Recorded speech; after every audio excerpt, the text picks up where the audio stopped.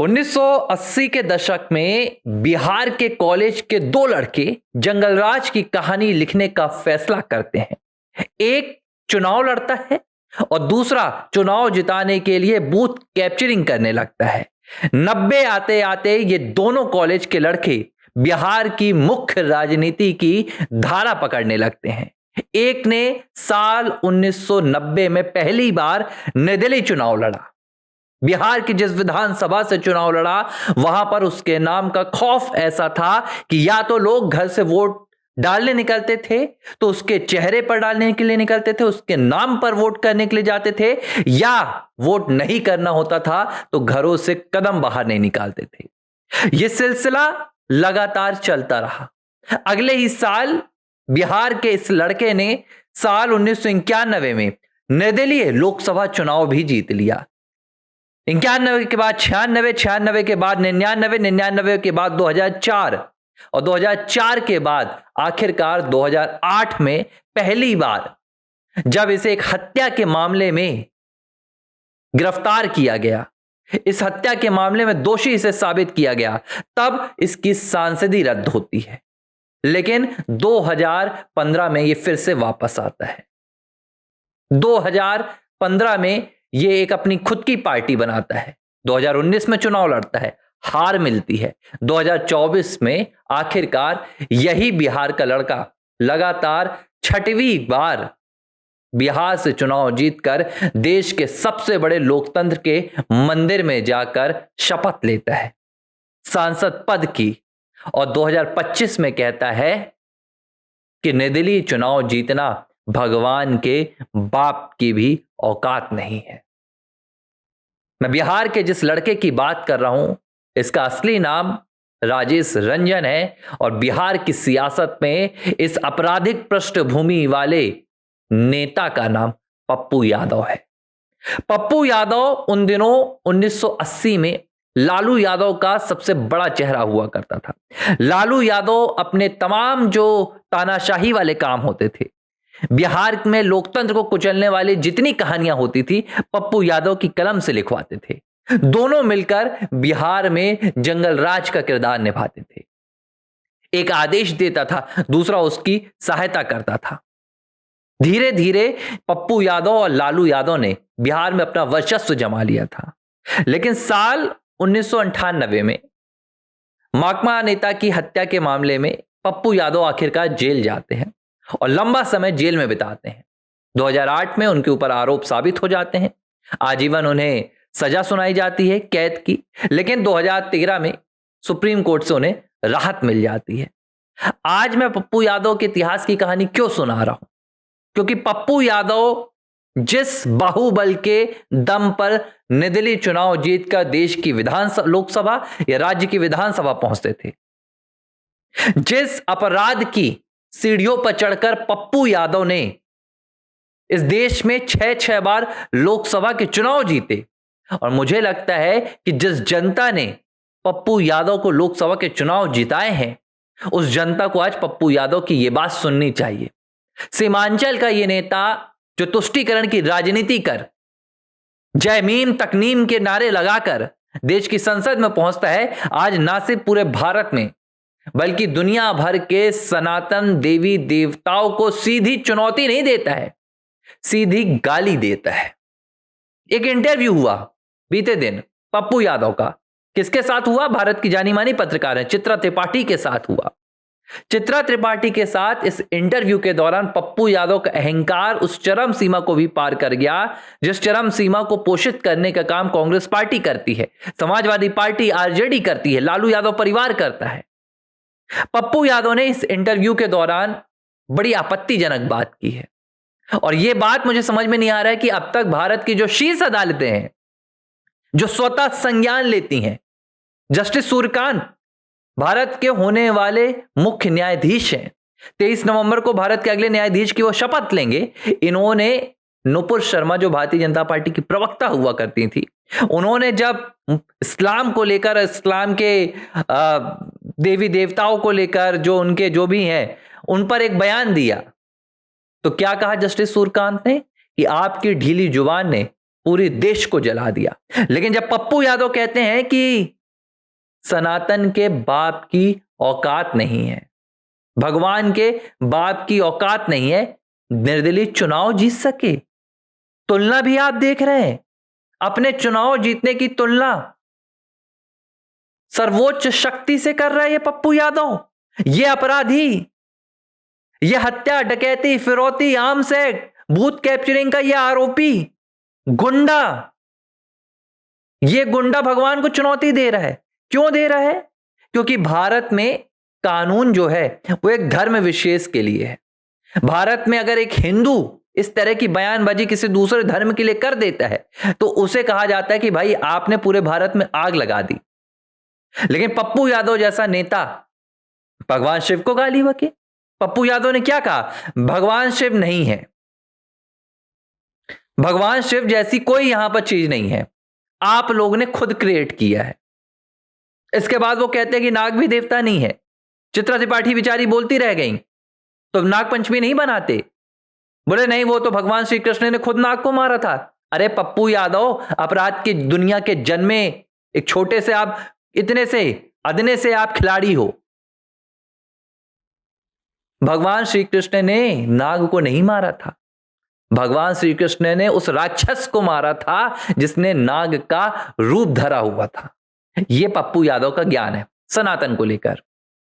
खैर, यहां नाग देवता की बात छोड़ दीजिए, किस बाप की बात कर रहे हैं? भगवान राम की बात कर रहे हैं, भगवान श्री कृष्ण की बात कर रहे हैं। आप आखिर किस भगवान को चुनौती दे रहे हैं? पप्पू यादव तो कहते हैं कि भाई मैं तो किसी भगवान को नहीं मानता, किसी धर्म को नहीं मानता। यही भारत में इन तमाम सेकुलर नेताओं की, सेकुलर सोच रखने वाले लोगों की और सेकुलर दलों की एक रणनीति है। ये कहते हैं कि हम किसी भगवान को नहीं मानते और सभी को समान भाव से देखते हैं, लेकिन जब बारी अपमान करने की आती है, जब बारी अनादर करने की आती है, जब बारी पूरी तरह से एक धर्म को दूषित करने की आती है, तो ये सनातन को चुनते हैं। अब मैं आपको एक याद दिलाता हूं, हाल ही की एक बात है। पप्पू यादव ऐसे ही एक इंटरव्यू में गए थे, रूबिका लियाकत को इंटरव्यू दे रहे थे और पप्पू यादव से रूबिका लियाकत ने पूछ लिया कि भाई आप इतना पैसा कहां से लाते हैं, आप बांटते रहते हैं। तो पप्पू यादव ने अचानक अपने ऐसे गले से एक चैन निकालने की कोशिश की और जैसे मैंने ये रुद्राक्ष का माला पहना हुआ है, पप्पू यादव के गले से भी एक रुद्राक्ष का माला निकल कर आ गया। तो रूबिका लियाकत भाई पत्रकार, वो तो नजर रखती है, उन्होंने कहा कि आप तो कहते हैं कि आप कोई धर्म नहीं मानते, तो फिर ये भगवान शिव का प्रतीक रुद्राक्ष आपने क्यों पहना हुआ है? पप्पू यादव यहां पर फंस गए। अब मैं आपको कहानी बताऊंगा कि असल में ये कहानी क्या है। देखिए, धर्म एक ऐसी चीज है, धर्म एक ऐसा सिद्धांत है और जो धर्म है वो हर कोई मानता है। खासतौर पर ये जो अपने आप को बताते रहते हैं ना कि हम धर्म नहीं मानते, ये एक राजनीति है वोट बैंक की। सत्ता में बने रहने के लिए ये धर्म का अनादर करते हैं। पप्पू यादव रुद्राक्ष की माला पहनते हैं जो भगवान शिव का प्रतीक है, लेकिन सार्वजनिक मंच से कहते हैं कि मैं भगवान शिव को नहीं मानता, भगवान शिव जैसी कोई चीज नहीं है। क्यों?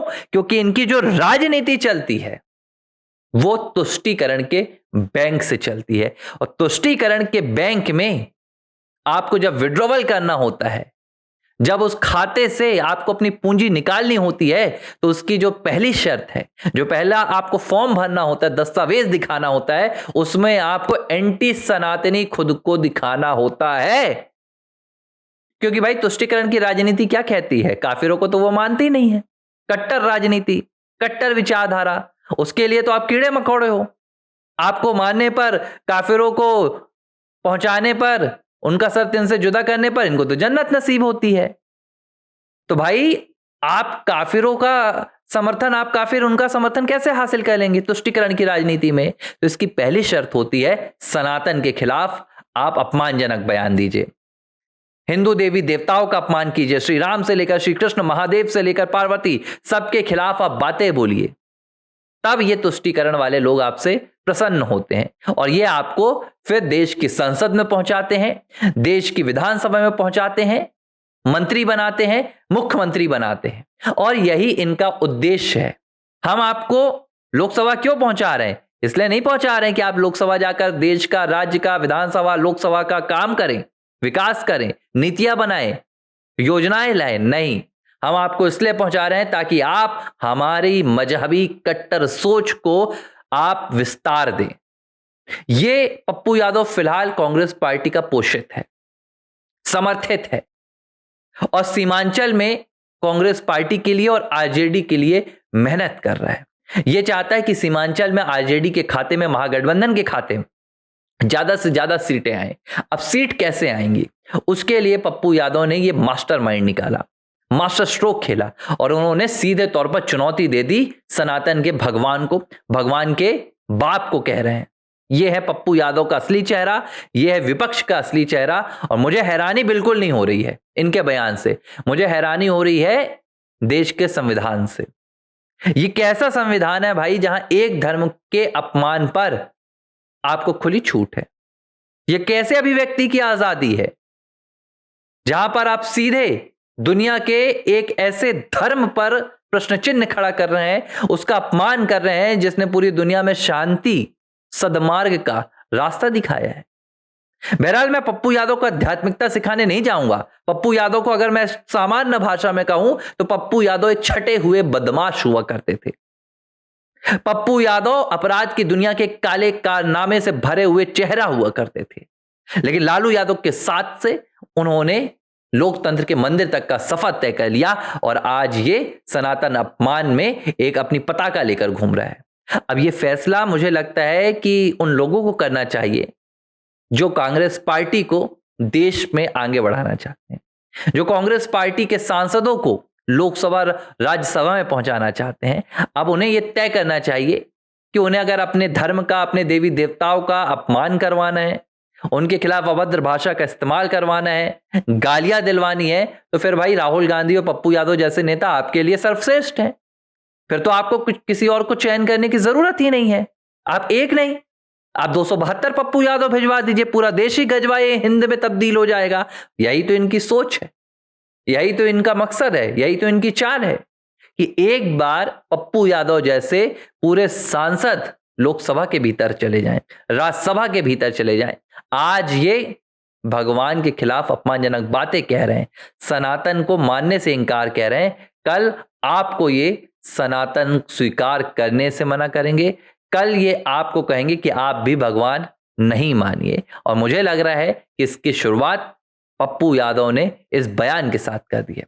बहरहाल पप्पू यादव पर मैं ज्यादा बात नहीं करूंगा, लेकिन उनका सच बताना मुझे लगता है कि आर फॉर राष्ट्र के लिए जरूरी था, क्योंकि हमारे जो दर्शक हैं, हमारे जो राष्ट्र प्रेमी हैं, हमारे जो सनातन प्रेमी हैं, उन्हें इस बात की जानकारी होनी चाहिए कि कैसे सनातन के खिलाफ, हिंदू राष्ट्र के खिलाफ, भारत के खिलाफ और हिंदुओं की एकता के खिलाफ एक प्रहार किया जा रहा है। और मैं शाबाशी भी दूंगा चित्रा त्रिपाठी को, जो उन्होंने बीच इंटरव्यू के कह दिया कि आप धर्म पर बात मत कीजिए, मैं आपकी बात नहीं सुनूंगी। पत्रकारिता देखिए सुन लेना नहीं है, सिर्फ सवाल कर लेना नहीं है।